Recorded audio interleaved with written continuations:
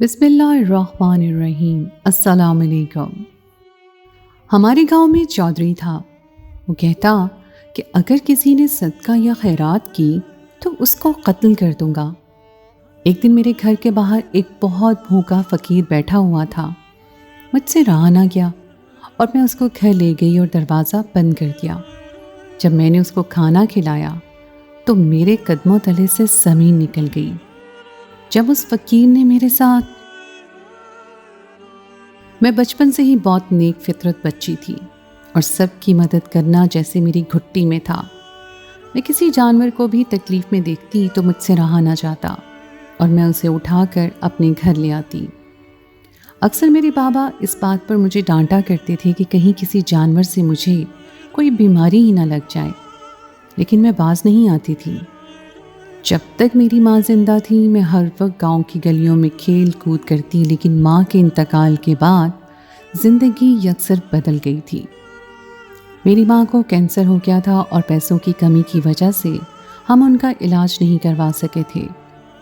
اکثر میرے دل میں خیال آتا کہ اگر کوئی ہماری مدد کرتا تو شاید میری ماں آج زندہ ہوتی، اور اس خیال کے بعد سے تو میں نے اور بھی زیادہ لوگوں کی مدد کرنا شروع کر دی تھی۔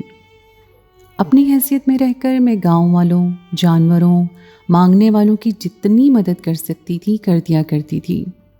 میں نہیں چاہتی تھی جس طرح میں نے اپنی ماں کو کھویا ہے ویسے ہی کسی اور کو کوئی تکلیف پہنچے۔ وقت اور حالات نے میرے دل کو بہت ہی نرم کر دیا تھا۔ میں 15 سال کی تھی اور میرا نام شازیہ تھا۔ میں گاؤں میں رہتی تھی اور ہمارا گاؤں بہت ہی خوبصورت تھا۔ اپنے قدرتی حسن کو لے کر یہ گاؤں بہت ہی مشہور تھا اور ہمارے گاؤں کے چودھری بھی بہت ہی اچھے اور رحم دل انسان تھے۔ مصیبت میں ہمیشہ گاؤں والوں کی مدد کرتے اور ان کے ساتھ کھڑے رہتے۔ گاؤں میں سب لوگ ایک دوسرے کے بہت ہی قریب تھے اور ہر طرف محبتوں کے چشمے پھوٹ رہے تھے۔ سب ایک دوسرے کی بہت عزت بھی کرتے۔ پورا گاؤں ایک مٹھی کی طرح تھا اور ہر کسی کی تکلیف پر سب جمع ہو جایا کرتے تھے۔ لیکن پچھلے کچھ عرصے سے گاؤں کے چودھری نے ایک عجیب سا اعلان کر دیا تھا کہ گاؤں میں کوئی بھی صدقہ اور خیرات نہیں کرے گا۔ یہ بات سارے ہی گاؤں والوں کے لیے حیران کن تھی، لیکن کسی میں اتنی ہمت نہیں تھی کہ وہ گاؤں کے چودھری سے سوال کرتا، جبکہ اس سے پہلے گاؤں میں لوگ حد سے زیادہ صدقہ اور خیرات کیا کرتے تھے۔ لیکن گاؤں کے لوگ چودھری صاحب کی بہت عزت کرتے تھے اور ان کے ہر حکم کو سر آنکھوں پر رکھتے تھے۔ اس لیے جب چودھری صاحب نے ہی منع کر دیا تو لوگوں نے بھی صدقہ خیرات کرنا چھوڑ دیا۔ گاؤں میں ویسے ہی کبھی کبھار اکا دکا فقیر نظر آتے تھے۔ جب سے یہ اعلان ہوا تو فقیروں نے بھی آنا ترک کر دیا تھا۔ گاؤں والوں کو اگر کبھی صدقہ خیرات کرنا ہوتا تو وہ گاؤں کی مسجد کے ڈبے میں خاموشی سے پیسے ڈال دیتے۔ مجھے یہ حکم سمجھ تو نہیں آیا تھا، لیکن میں بھی سب کی طرح چودھری صاحب کی بہت عزت کرتی تھی۔ وہ ایک پڑھے لکھے اور سمجھدار انسان تھے جنہوں نے آج تک ہر گاؤں والوں کی مدد کی تھی۔ میں فطرتاً ایک رحم دل انسان تھی اور جب بھی کسی کو تکلیف میں دیکھتی تو مدد کیے بنا نہ رہ پاتی۔ اس لیے میرے ابا نے مجھے سختی سے کہہ دیا تھا کہ اب تم کوئی صدقہ خیرات نہیں کرنا، کیونکہ جب بھی کوئی میرے دروازے پر آتا تو میں اسے خالی ہاتھ نہیں لوٹاتی تھی۔ میں نے ابا کو مطمئن کر دیا تھا کہ میں کسی کی مدد نہیں کروں گی، پھر بھی بار بار یہی ایک بات وہ دہراتے رہتے، کیونکہ چودھری صاحب نے کہہ دیا تھا کہ اگر انہیں پتہ چلا کہ کسی نے بھی صدقہ خیرات کیا ہے تو وہ اسے قتل کر دیں گے۔ کبھی کبھی میں سوچتی کہ اتنے اچھے نیک چودھری صاحب کو اچانک ایسا کیا ہو گیا ہے جو وہ غریبوں کے پیچھے پڑ گئے ہیں، اور ان کا حکم نہ ماننے پر سزا بھی کوئی چھوٹی موٹی نہیں رکھی گئی تھی بلکہ سیدھے قتل کا حکم تھا، اور اسی وجہ سے گاؤں والے بہت زیادہ احتیاط برت رہے تھے۔ ایک روز میں شام کے وقت اپنی سہیلیوں کے ساتھ کھیل کود میں مصروف تھی، جبھی میں نے دیکھا کہ گاؤں کے باہر والے راستے پر پیپل کے پیڑ کے نیچے ایک غریب فقیر بیٹھا ہوا ہے۔ میرا دل خود بخود اس کی طرف کھینچا چلا جانے لگا۔ آج تک ایسا کبھی نہیں ہوا تھا کہ میں نے گاؤں کے راستے پر کوئی فقیر دیکھا ہو اور مدد نہ کی ہو، لیکن مجھے اپنے بابا کی بات یاد آ گئی تو میں اپنی سہیلیوں کے ساتھ کھیل میں مگن ہو گئی اور اسے جان بوجھ کر نظر انداز کر دیا۔ مغرب کے وقت میں گھر لوٹ آئی، لیکن ایک دفعہ پھر وہی فقیر مجھے یاد آنے لگا جو نہ جانے کتنی مشکل اور تکلیف میں وہاں بیٹھا ہوا تھا، اور میں اس کی مدد بھی نہیں کر پائی۔ رات کے کھانے پر میں نے بابا سے ذکر کیا کہ میں نے آج گاؤں کے باہر والے راستے پر فقیر کو بیٹھا دیکھا تھا، وہ بیچارہ بہت ہی بھوکا پیاسا محسوس ہو رہا تھا، آپ اس کی کچھ مدد کر دیجئے۔ بابا کہنے لگے کہ اگر چودھری صاحب نے سب کو خیرات کرنے کے لیے منع کیا ہے تو یقیناً کوئی نہ کوئی وجہ ضرور ہوگی، بہتر یہ ہے تم اس بارے میں نہ سوچو۔ گرمیوں کی دوپہریں تھیں، دن ایسے ہی بوجھل بوجھل گزر رہے تھے۔ گرمیوں کی دوپہروں میں گاؤں میں سناٹا رہا کرتا تھا اور سب لوگ اپنے گھروں میں مقید رہتے تھے۔ کیونکہ گاؤں میں گرمی کا زور بہت ہوتا تھا، میں بھی سارا وقت گھر پر گزارتی اور گھر کے کام کاج کرتی، کیونکہ میری اماں کے انتقال کو 2 سال ہو چکے تھے۔ اس وقت میں 13 سال کی تھی اور جب سے گھرداری میں سنبھال رہی تھی، میرے بابا کھیتوں میں کام کرتے تھے۔ ہمارا گھریلو حالات بہت اچھے تھے اور میں اپنی ماں کے نام پر اکثر ہی خیرات کیا کرتی تھی۔ ایسی ہی ایک دوپہر میں جب میں اپنے کاموں سے فارغ ہو کر سکون سے چارپائی پہ لیٹی تو میرے گھر کا دروازہ بجنے لگا۔ مجھے لگا شاید بابا کسی کام سے لوٹ کر آئے ہیں اور اسی لیے میں نے دروازہ کھول دیا، لیکن میرے سامنے ایک ہانپتا کامتا فقیر کھڑا تھا جو مدد طلب نظروں سے مجھے دیکھ رہا تھا۔ اگر عام حالات ہوتے تو میں فوراً اس کی مدد کرتی، لیکن اپنے بابا کی بات یاد آتے ہی میں نے اسے معافی مانگ کر گھر کا دروازہ بند کر لیا۔ میں واپس چارپائی پر آ کر لیٹ گئی، لیکن میرا ضمیر مجھے ملامت کر رہا تھا۔ میں نے غریب کی مدد نہیں کی تھی، جبکہ میں اسے کھانا کھلانے کے قابل تھی، اور ایک غریب کی مدد نہ کر کے میں نے خود کو اپنی نظروں میں گرا دیا تھا۔ وہ فقیر تو شاید چلا گیا تھا، لیکن میرے ذہن میں وہ بس گیا تھا۔ بار بار مجھے اس کا خیال آتا، کیونکہ میں اچھے سے جانتی تھی کہ گاؤں میں کسی اور نے بھی اس کی مدد نہیں کی ہوگی۔ یہ وہی فقیر تھا جو درخت کے پاس بیٹھا ہم سہیلیوں کو کھیلتے ہوئے دیکھ رہا تھا۔ میں نے اسے گاؤں میں پہلی دفعہ دیکھا تھا، شاید یہ کوئی بہت ہی مجبور شخص تھا جو یہاں وہاں بھٹک رہا تھا۔ دوپہر سے رات ہو گئی، لیکن بار بار مجھے اس غریب فقیر کا خیال آتا۔ مجھ سے رات کا کھانا بھی نہ کھایا گیا۔ میں یوں ہی چپ چاپ سونے کے لیے لیٹ گئی۔ آج مجھے چودھری صاحب سے بہت ہی نفرت محسوس ہو رہی تھی۔ وہ تو عالی شان سے حویلی میں بیٹھے ہوئے تھے اور ان کی وجہ سے ایک شخص بھوکا در بدر کی ٹھوکریں کھا رہا تھا۔ گاؤں کے پرانے فقیر تو کہیں غائب ہی ہو گئے تھے۔ میں جیسے ہی سونے کے لیے آنکھیں بند کرتی تو میری آنکھوں کے سامنے کبھی اپنی ماں کا بے بس چہرہ آتا جو درد کی شدت سے تڑپتی ہوئی جان کی بازی ہار گئی تھی، تو کبھی اس فقیر کا چہرہ نظر آتا۔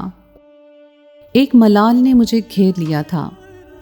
رات کے وقت بھی گاؤں میں بہت زیادہ حبس ہو رہا تھا، اور اس وقت تو میرے اندر بھی گھٹن کا احساس تھا۔ میرا پورا جسم پسینے سے شرابور ہو رہا تھا اور نیند تو جیسے مہربان ہونے کو تیاری نہیں تھی۔ میں نے سوچ لیا تھا کہ اب وہ فقیر اگر میرے دروازے پر آئے گا تو میں اسے خالی ہاتھ نہیں لوٹاؤں گی۔ اگلی دوپہر کو وہ فقیر ہمارے گھر نہ آیا، لیکن لاشعوری طور پر مجھے اس کی دستک کا انتظار تھا، اور شام پھر جب میں سہیلیوں کے ساتھ کھیلنے کے لیے باہر نکلی تو وہ مجھے اسی درخت کے نیچے نظر آیا، لیکن اپنی سہیلیوں کی موجودگی میں وہاں نہیں جانا چاہتی تھی۔ چودھری صاحب اپنی بات کے پکے تھے، اگر کسی کو بھی اس بات کا پتہ چلتا تو سچ میں مجھے قتل کر دیتے۔ مجھے چودھری صاحب کا خوف بھی تھا۔ 2 دن یوں ہی گزر گئے اور میں خاموشی سے 2 دنوں سے اسے درخت کے نیچے بیٹھا دیکھ رہی تھی۔ مجھے اس کی حالت پر بہت ہی ترس آتا تھا۔ ایسا لگتا تھا جیسے بھوک سے اس کا وجود کانپ رہا ہے اور وہ مجھے مدد کے لیے بلا رہا ہے۔ وہ خاموش نظروں سے بیٹھا مجھے تکتا رہتا اور مجھے اپنے جسم پر اس کی نظروں کا احساس ہوتا۔ شاید وہ مجھ سے مدد کی امید لگائے بیٹھا تھا۔ اگلے دن دوپہر میں کام کاج میں مصروف تھی اور بابا بھی گھر پر موجود نہیں تھے۔ دروازے پہ دستک کی آواز ہوئی تو میں فوراً ہی دروازے پر گئی۔ مجھے یقین تھا کہ وہی فقیر ہمارے دروازے پر آیا ہے۔ دروازہ کھولا تو وہ میرے سامنے کھڑا تھا۔ کالے لمبے سے چبے سے اس کے گرد بال اٹے ہوئے تھے اور لرزتا ہوا وجود مجھے اس کی بے بسی کی داستان سنا رہا تھا۔ चौधरी साहब के हुक्म को नज़रअंदाज करते हुए मैंने उससे पूछा कि क्या चाहिए, तो उसने मुझे इशारे से खाने का कहा। मैंने बचपन से ही सीखा था कि भूखे को खाना खिलाना सवाब है और किसी सवाली को दरवाजे से खाली हाथ नहीं लौटाना चाहिए।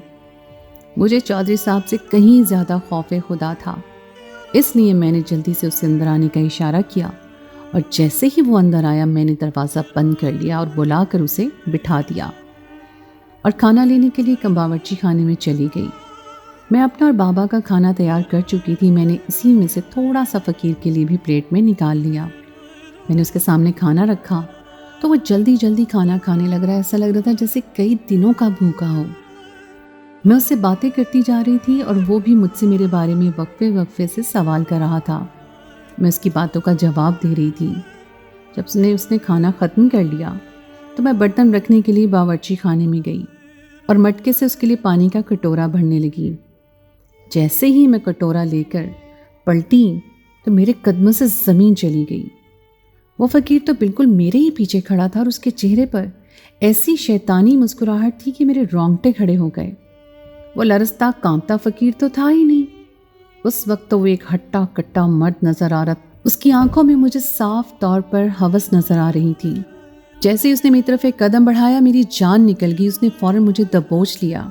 मुझे चीखने का मौका ना मिला और फिर जो कुछ उसने मेरे साथ किया वो मैं बयान नहीं कर सकती। उसने दोपहर के सन्नाटे का फ़ायदा उठाते हुए मुझे पूरी तरह पामाल कर दिया। मेरी लाख कोशिशों के बावजूद भी मैं खुद को उससे छुड़ा नहीं पाई थी। वो एक ताकतवर मर्द था और मैं 15 साल की एक कमज़ोर सी लड़की। बातों बातों में वो मुझसे जान चुका था कि घर में मेरे अलावा और कोई नहीं है और बाबा भी शाम गए लौट कर आएंगे। इन्हीं सारी मालूमात का उसने फ़ायदा उठाया और मेरे साथ वो सब कुछ कर गुजरा कि मैं अपनी ही नज़रों में गिर गई। मैं तो उसकी मदद करना चाहती थी लेकिन उसने मुझे ही बर्बाद कर दिया। काफ़ी देर की जोर आजमाई के बाद मैं नींद बेहोश सी चारपाई पे पड़ी थी कि जब दरवाज़ा बजने लगा। मेरे बाबा शायद किसी काम से लौट आए थे। मुझे ऐसा महसूस हुआ जैसे किसी ने मेरे अंदर नई रूह फूंक दी हो। दरवाज़ा बजने की आवाज़ पर फ़कीर के भी होश उड़ गए। वो कहने लगा कि तुमने तो कहा था कि तुम्हारे बाबा शाम को आएंगे, फिर ये कौन आ गया है? घर से बाहर निकलने का एक ही रास्ता था और अब वो पूरी तरह फंस चुका था। वो डंडा उठाकर दरवाज़ा खोलने के लिए गया। उसका इरादा था कि दरवाज़ा खोलते ही मेरे बाबा के सर पर डंडा मारता हुआ वो खुद फरार हो जाएगा। लेकिन दरवाज़ा खुलने पर मेरे बाबा नहीं बल्कि गांव के चौधरी के मुलाजिम खड़े थे। उन्होंने फ़ौरन ही उस फ़कीर को पकड़ लिया और अपने साथ ले जाने लगे। इतने में मेरे बाबा चले आए और जब उन्हें पूरी बात का पता चला तो उन्होंने उस फ़कीर को मारना शुरू कर दिया। लेकिन चौधरी साहब के मुलाजिम बीच में आ गए। मेरे बाबा ने कहा कि मेरी बेटी की इज्जत पर बात आई है तो अब इसका फैसला पंचायत में होगा। चौधरी साहब के मुलाजिम ने बाबा से कहा कि अगर आप ये बात पंचायत में लेकर जाएंगे तो मत भूलिएगा कि आपकी बेटी को भी कत्ल कर दिया जाएगा, क्योंकि इसने चौधरी साहब के हुक्म की खिलाफ वर्जी की है। बाबा ने कहा कि मेरी बेटी ने वही किया है जो एक अच्छे इंसान को करना चाहिए था, लेकिन इस फ़कीर ने जो किया वो इंसानियत की तस्लील है और मैं हर हाल में अपनी बेटी के मुजरिम को सज़ा दिलवा कर रहूँगा। चौधरी साहब के मुलाजमों ने मेरे बाबा को खूब धमकाया, लेकिन इसके बावजूद भी मेरे बाबा न डरे और बात सीधा पंचायत के सरबराह तक पहुँच गई। चौधरी साहब के मुलाजिम तो बाबा को बदनामी से भी डराना चाहते थे। वो ये भी कह रहे थे कि अगर ये बात आम हुई तो तुम्हारी बेटी को कोई अपने घर की बहू नहीं बनाएगा। लेकिन बाबा को सिर्फ और सिर्फ मुजरिम को सज़ा दिलवानी थी ताकि कभी किसी और की बेटी के साथ ऐसा ना हो। बाबा की दरख्वास्त पर शाम को ही पंचायत बैठ गई और मुजरिम को बुलाया गया तो चौधरी साहब भी उसके साथ चले आए और मैं भी पेश हो गई। इस पंचायत में 5 गाँव के बुजुर्ग मिलकर फैसला करते थे और यहाँ चौधरी साहब का कोई जोर नहीं चलता था। जब मुझसे सारा मामला पूछा गया तो मैंने सारी बात सच सच बता दी कि मैं बहुत दिनों से इस फ़कीर को देख रही थी और हमदर्दी की बिना पर ही मैं उसे खाना खिलाने के लिए अपने घर ले गई थी। मुझे बिल्कुल भी खबर नहीं थी कि फ़कीर के जिस्से में एक भेड़िया छुपा हुआ है जिसकी भूख खाना नहीं बल्कि जिस्म है। वो फ़कीर चौधरी साहब के पीछे सर झुकाए खामोशी से खड़ा था। उसने कोई जवाब नहीं दिया, लेकिन चौधरी साहब कह रहे थे कि वो एक नफ्सियाती मरीज़ है और चौधरी साहब का भतीजा है जो दूसरे गांव से आया हुआ है। ये सुनकर मैं हैरान रह गई कि वो चौधरी साहब का भतीजा है। शायद इसीलिए चौधरी साहब के मुलाजिम उसे बचाने की भरपूर कोशिश कर रहे थे। पंचायत के सवालों का सिलसिला शुरू हुआ तो आहिस्ता आहिस्ता चौधरी साहब के मुंह से सच निकलता चला गया और वो हकीकत को न छुपा सके। चौधरी साहब के बड़े भाई किसी दूर के गांव के चौधरी थे और ये उनका बेटा था जो अपने बाप की दौलत के नशे में चूर था। उसने अपने गांव की बहुत सी लड़कियों की इज्जत को पामाल कर दिया था और इसी वजह से गांव वाले उसे अपने गांव में रखने को तैयार नहीं थे, बल्कि उसकी जान के दुश्मन बन गए थे। चौधरी साहब के बड़े भाई ने अपने बेटे की जान बचाने के लिए उसे शहर रवाना कर दिया, लेकिन वो वहाँ जाकर उसने फ़कीर का भेष बना लिया और सदका खैरात के नाम पर वो इसी तरह लोगों के घरों में घुसकर उनकी इज्जतों के साथ खेलने लगा। पहले वो ये भांप लेता कि घर में कोई अकेली औरत मौजूद है और फिर वो अपने फ़कीर के रूप में वहाँ पहुँच जाता। उसी जुर्म में वो 6 महीने शहर की जेल में कैद रहा और फिर चौधरी साहब के बड़े भाई अपने पैसे के बलबूते पर उसे छुड़ा कर ले आए। लेकिन अब की बार वो अपने बेटे को अपने गांव में नहीं रख सकते थे, इसलिए उन्होंने अपने बेटे को हमारे गांव के चौधरी साहब के पास भेज दिया। हमारे गांव के चौधरी साहब जानते थे कि उनके भतीजे की फितरत नहीं बदल सकती, उसे इस खेल की आदत हो चुकी है। इसलिए उन्होंने गांव में ऐलान कर दिया कि जो कोई भी सदका और खैरात करेगा वो उसे कत्ल कर देंगे। चौधरी साहब को मालूम था कि कोई भी गांव वाला उनके हुक्म की खिलाफ वर्जी नहीं कर सकता। उनका भतीजा रोज़ाना हवेली से निकल जाता और गांव के बाहर वाले रास्ते पर बैठ जाता, क्योंकि उसे मालूम था कि गांव की लड़कियां इसी तरफ खेलने के लिए आया करती थीं। और जब उसकी नज़र मुझ पर पड़ी तो वो मेरे हुस्न का दीवाना हो गया। वो रोज़ाना मुझे वहाँ बैठकर देखता रहता और ऐसे जाहिर करता जैसे वो भूख से बेहाल हो। मेरी मालूमात हासिल करने के लिए ही वो पहले मेरे दरवाजे तक आया था और फिर उसे अच्छी तरह पता चल गया था कि मैं सारा दिन घर में अकेली रहती हूँ। और कुछ दिनों बाद वो दोबारा फिर मेरे दरवाजे पर आया और मुझे अपने जाल में फंसा लिया। जब मैंने उसे खाने के लिए अंदर बुलाया तो उसे खाना खाते खाते मुझसे मज़ीद मालूमात हासिल करने लगा। और जब उसे पता चल गया कि उसकी और मेरे दरमियान कोई नहीं आएगा तो उसने अपनी हवस पूरी कर ली। गांव के चौधरी साहब कह रहे थे कि इसीलिए मैंने कत्ल का हुक्म जारी किया था कि कोई मेरे भतीजे के चुंगल में न फंस सके। मैं किसी को नहीं बताना चाहता था कि मेरा भतीजा एक बदकार शख्स है। चौधरी साहब हाथ जोड़कर पंचायत से इल्तिजा करने लगे कि उनके भतीजे को माफ़ कर दिया जाए। पंचायत के सरबराह ने एक नज़र मुझ पर डाली थी और फिर चौधरी साहब से कहा कि अगर इसी तरह हम मुजरिमों को माफ़ करते रहे तो हमारे गांव की बेटी बहन की इज्जत पामाल होती रहेगी। अगर आपके भतीजे को पहली गलती पर उसके बाप से सज़ा मिली होती तो आज नौबत यहाँ तक ना आती। हमारे लिए सब लोग बराबर हैं और सबके लिए हम एक ही फैसला करते हैं, इसलिए आपके भतीजे को भी संसार किया जाएगा और आपको भी एक मुजरिम को पनाह देने की सज़ा में जुर्माना भरना होगा और इस जुर्माने की रकम से गांव के गरीबों की मदद की जाएगी। सज़ा सुनते ही चौधरी साहब के भतीजे की जान निकल गई और चौधरी साहब शर्मिंदा थे। उनका भतीजा मेरे कदमों में गिरकर माफ़ी मांगने लगा कि अगर आज मैं उसे माफ़ कर देती तो कल को मेरे जैसी न जाने कितनी लड़कियां उसकी हवस का शिकार बनती। पंचायत के आगे गांव के चौधरी की एक न चली थी और उनके भतीजे को सज़ा सुना दी गई थी।